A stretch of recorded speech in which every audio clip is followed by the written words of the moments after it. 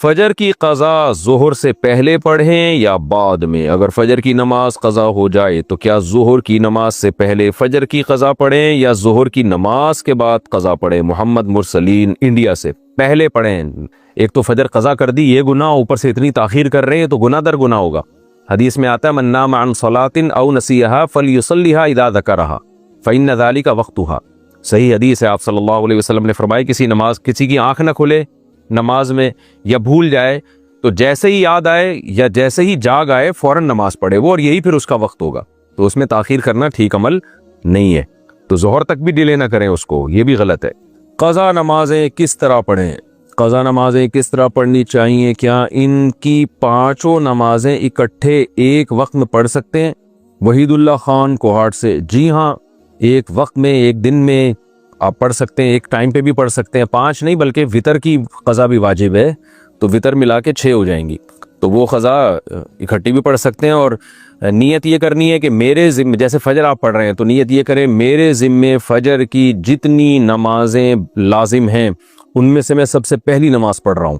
تو دوبارہ جب فجر پڑھیں گے تو بھی یہ نیت کریں گے کہ میرے ذمے فجر کی جتنی نمازیں ان میں سب سے پہلی، اس لیے کہ وہ جو پڑھ چکے ہیں وہ تو ذمے میں رہی نہیں ہے نا، تو اب جو ذمے میں رہ جائیں گی ان میں سب سے پہلی، تو اسی طرح پڑھتے چلے جائیں، وطر بھی اور ظہر بھی اور عصر بھی، اور اس میں سنت نہیں پڑھی جائے گی۔ سنتوں کی جگہ قضا نمازیں پڑھ سکتے ہیں، کیا عصر اور عشاء کی سنتیں غیر مؤکدہ نہ پڑھیں اور اس کی جگہ قضا نماز پڑھ لیں؟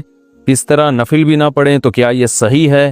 محمد آصف صاحب انڈیا سے، جی ہاں صحیح ہے، یہ سنت مؤکدہ تو نہ چھوڑیں لیکن غیر مؤکدہ قضا عمری کی خاطر چھوڑ دیں۔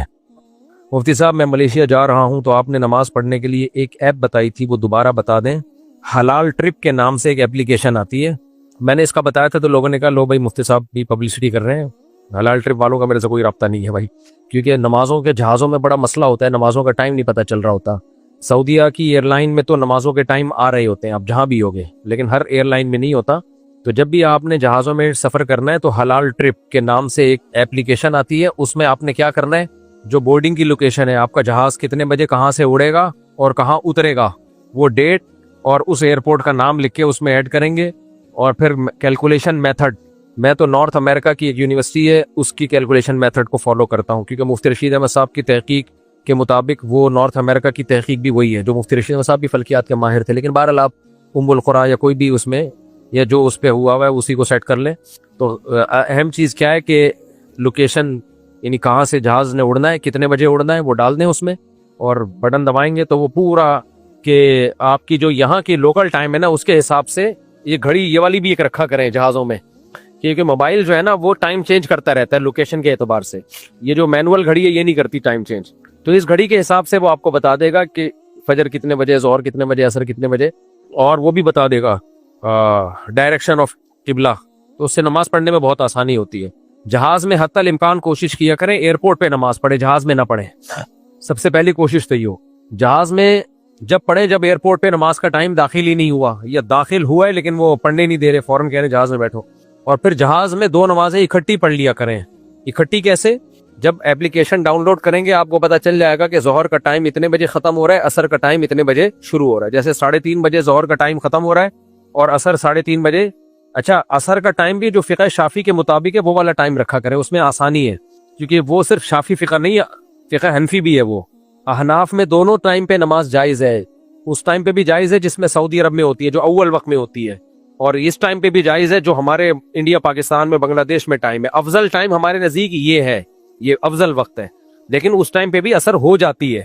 تو سفر میں تو میں اسی ٹائم پہ ہی پڑھتا ہوں، کیونکہ سفر میں اگر اس ٹائم کا انتظار کریں نماز کے قضا ہونے میں پتہ ہی نہیں چلتا، عصر قضا ہو جاتی ہے پھر۔